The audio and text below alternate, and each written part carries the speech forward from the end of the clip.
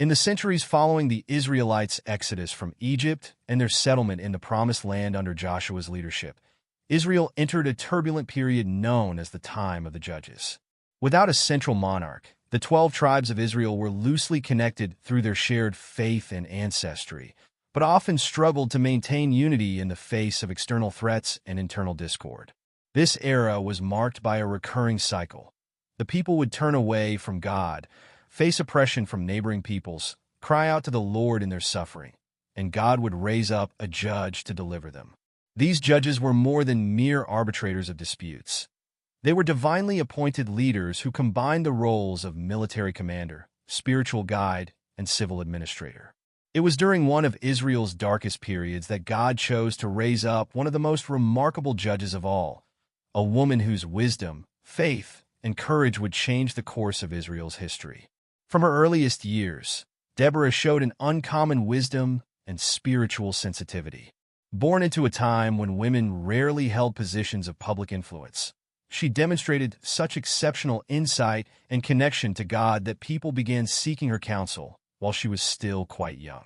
Those who knew her in her youth often spoke of her quiet confidence and the way she could see to the heart of complex matters with remarkable clarity. Unlike many of her contemporaries, Deborah had learned to read and write, studying the laws of Moses and the history of her people with passionate dedication. Her understanding of divine law was matched by her practical wisdom in applying it to daily life. As her reputation grew, what began as occasional requests for advice from neighbors gradually expanded into a steady stream of people seeking her guidance. Between the ancient towns of Ramah and Bethel, in the rugged hill country of Ephraim, stood a magnificent palm tree that would become legendary in Israel's history. This tree, with its broad canopy offering shelter from both sun and rain, became Deborah's unofficial courthouse. The location was significant, positioned along important trade routes and accessible from both the northern and southern tribes. It symbolized Deborah's role as a unifying figure in an often divided nation. The scene beneath the palm tree was one of constant activity. By early morning, people would already be gathering, having traveled from distant villages and cities. Some brought property disputes, others sought counsel on religious matters, and many simply came to hear her wisdom. Rich merchants in fine robes might be seen waiting alongside humble shepherds, for Deborah showed no favoritism in her judgments. Her methods of judgment were unique. Unlike other leaders who might make quick decisions based on precedent alone, Deborah took time to understand the full context of each situation. She would often ask probing questions that revealed the deeper issues underlying surface disputes. Those who came before her frequently found themselves discovering solutions they hadn't considered, guided by her careful questioning and insight. The peace and prosperity that Israel had known under previous judges had given way to a time of great hardship. The Canaanites, under the powerful King Jabin of Hazor, had rebuilt their kingdom to become a formidable force in the region. Jabin's military might was centered in his army of 900 iron chariots, commanded by his general Sisera. The Canaanites' technological superiority in ironworking gave them a tremendous advantage. While the Israelites still relied largely on bronze weapons, the Canaanite forces wielded iron weapons and operated their terrifying chariots with devastating effectiveness. These chariots were masterpieces of ancient military engineering, equipped with iron-rimmed wheels and often fitted with sharp blades that could cut down infantry. The impact of Canaanite oppression touched every aspect of Israelite life. Farmers were forced to abandon their fields in the fertile valleys, retreating to the relative safety of the hill country. Trade caravans, once a common sight along the ancient highways, now moved in secret by night or ceased altogether. The once bustling marketplaces fell silent, and many craftspeople found themselves unable to practice their trades. Villages that had once been centers of community life were abandoned as families sought refuge in caves and mountain strongholds. The simple acts of drawing water from wells or tending flocks became dangerous undertakings. The Canaanites imposed heavy taxes and would often raid Israelite settlements, taking food, livestock, and valuables. Beyond the physical hardships, this period of oppression created a deep spiritual crisis among the Israelites. Many began to question why God had allowed this suffering to continue for 20 years. Some turned to the gods of the Canaanites, hoping to find favor with their oppressors' deities.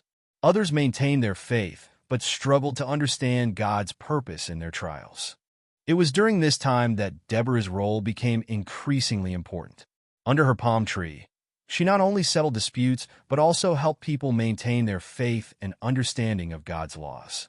She reminded them of God's faithfulness throughout their history and helped them see their current trials as a call to return to true worship. One day, as Deborah sat in judgment under her palm tree, the presence of God came upon her with unusual power. The regular crowd of petitioners fell silent as they saw her countenance change. God's message was clear. The time had come for Israel's deliverance. The Lord revealed to her not only that freedom was coming, but also the specific strategy by which it would be accomplished.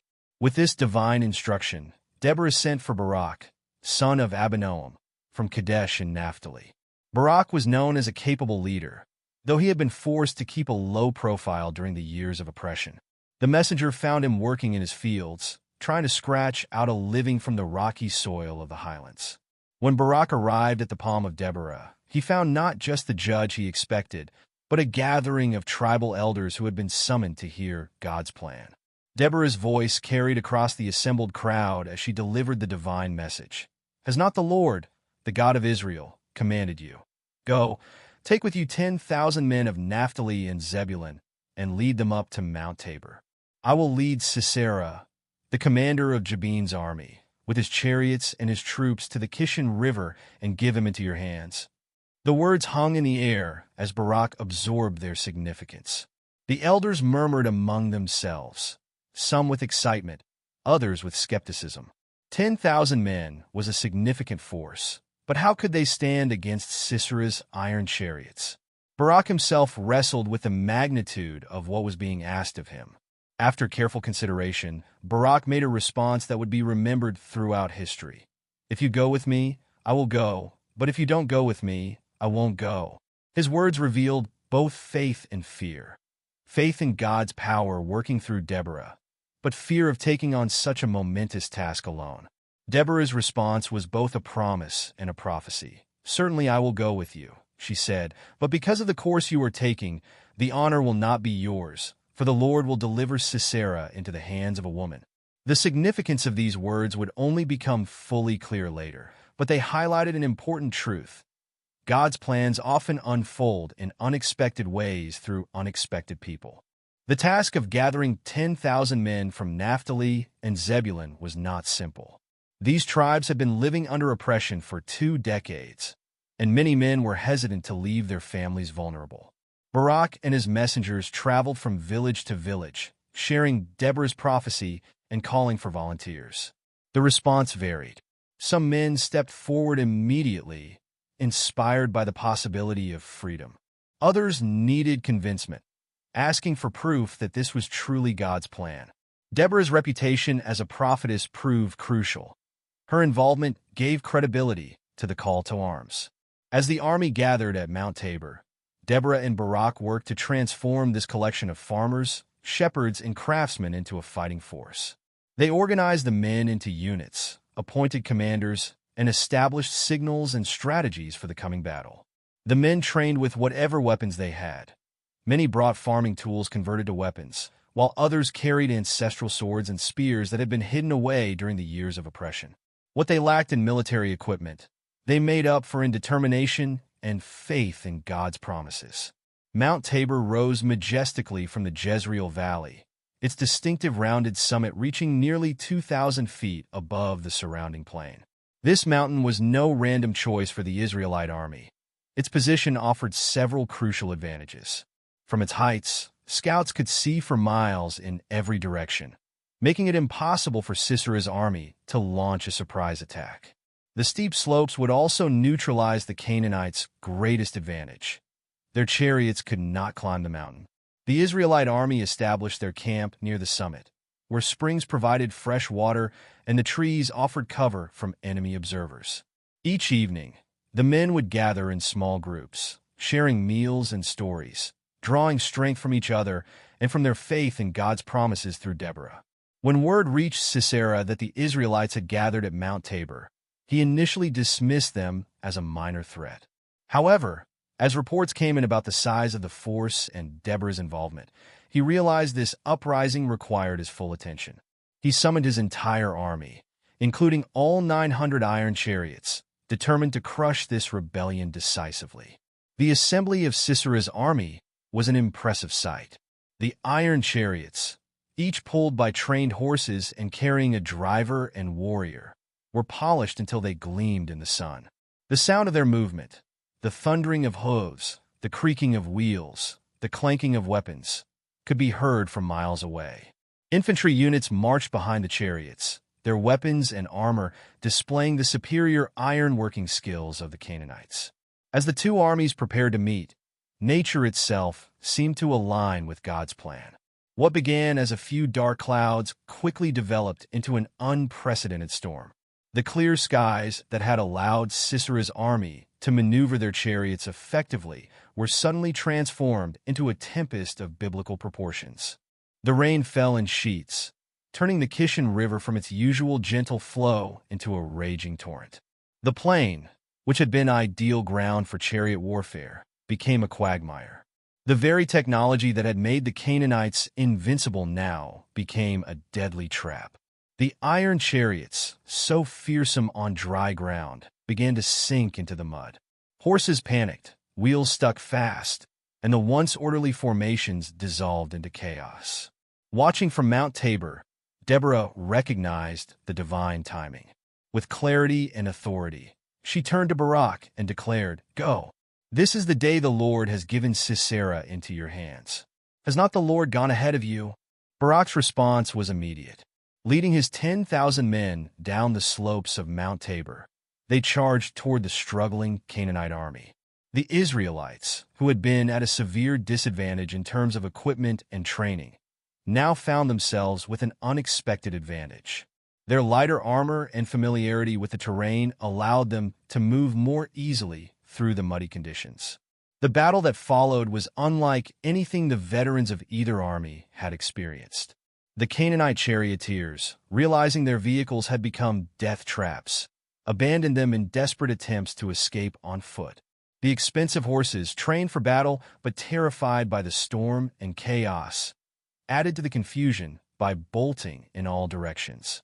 The Israelite forces, inspired by Deborah's leadership and God's clear intervention, fought with unprecedented courage and coordination. Years of oppression had built up a fierce determination that now found its release. The Canaanite infantry, accustomed to fighting alongside their chariots, found themselves isolated and overwhelmed. As his army crumbled around him, Sisera realized the battle was lost. In a final humiliation, the commander who had terrorized Israel for 20 years was forced to abandon his chariot and flee on foot, leaving behind his weapons and armor, which would only slow him down in the mud. He ran northward, seeking any possible escape from the disaster. In his flight, Sisera came upon the tent of Jael, wife of Heber the Kenite. The Kenite were descendants of Moses' father-in-law and had traditionally maintained peaceful relations with both Israelites and Canaanites. Heber had specifically aligned himself with Jabin's kingdom, making his settlement appear to be a safe haven for the fleeing commander. Jael, seeing Sisera approach, went out to meet him. This itself was unusual, as custom dictated that men should not enter a woman's tent unless invited by her husband. However, these were desperate times, and Sisera was beyond caring about such protocols. Jael's welcome seemed genuine. "Come, my lord, come right in. Don't be afraid." Her words must have been a comfort to the exhausted commander.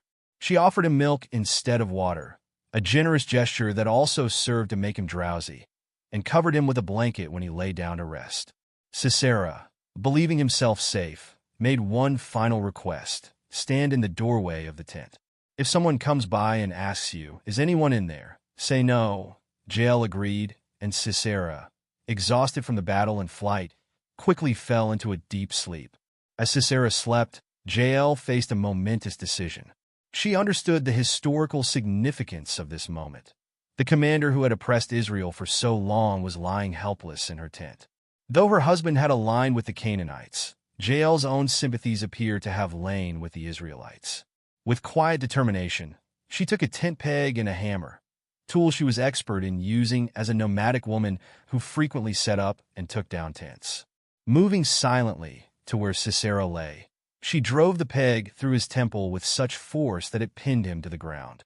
The mighty commander who had terrified Israel for decades died without even waking. Barak, still in pursuit of Sisera, arrived at Jael's tent sometime later. Jael went out to meet him, saying, "Come, I will show you the man you're looking for." When Barak entered the tent, he found his enemy already dead, killed not by a warrior's sword, but by a woman's tent peg, fulfilling Deborah's prophecy that the Lord will deliver Sisera into the hands of a woman. The death of Sisera and the destruction of his army marked the beginning of the end for Jabin's kingdom. Without their fearsome commander and their mighty chariot force, the Canaanites' power quickly crumbled. The Israelites, energized by their victory, pressed their advantage until they had completely broken Jabin's power. In the aftermath of their tremendous victory, Deborah and Barak composed a song that would be remembered through generations. This powerful hymn began with thunderous praise. When the princes in Israel take the lead, when the people willingly offer themselves, praise the Lord. The song painted vivid pictures of the battle, describing how the stars themselves fought against Sisera and how the ancient river Kishon swept the enemy away.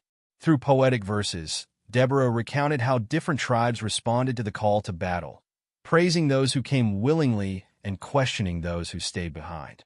She celebrated the ordinary people who became extraordinary warriors, and especially honored Jael, calling her most blessed of women. The song captured not just the events of the battle, but the emotions, the divine intervention, and the human courage that made victory possible. The 40 years of peace that followed were transformative for Israel. Under Deborah's continued leadership, the nation flourished. The palm of Deborah remained a place of wisdom and justice, but now it also stood as a symbol of hope and divine faithfulness. Families who had hidden in mountain caves returned to rebuild their homes in the valleys. Farmers once again tended their fields without fear, and merchants traveled the trade routes freely. This period became known as a golden age in Israel's history, remembered not only for its peace and prosperity, but for its spiritual renewal. The people remained faithful to God, having learned through their deliverance that trust in divine guidance was their true source of strength. Even today, Deborah's story continues to resonate with those who hear it. Her life demonstrates how wisdom, courage, and faith can transform a nation. She stood as a leader when few women were granted such authority, yet led with such wisdom that none questioned her right to judge. She combined the roles of prophet, judge, and military leader, yet maintained the humility to give credit to God for all victories. As you reflect on this ancient tale of courage, faith, and divine intervention, consider what mountains in your own life seem as insurmountable as Sisera's iron chariots once did to the Israelites. How might faith and courage, like Deborah's, help you face these challenges? Perhaps, like the ancient Israelites, you too might find that with faith, divine guidance, and courage, no obstacle is truly unconquerable. Her story reminds us that true leadership comes not from title or position, but from the strength to stand up for what's right. What would you do if God called you to step up and lead today? And which other powerful women from the Bible inspire you the most? Esther, Ruth, or Mary? Share your thoughts in the comments below. Thanks for watching, everyone. Don't forget to like this video, subscribe to the channel, and ring that notification bell to catch more biblical stories and their lessons. See you in the next video.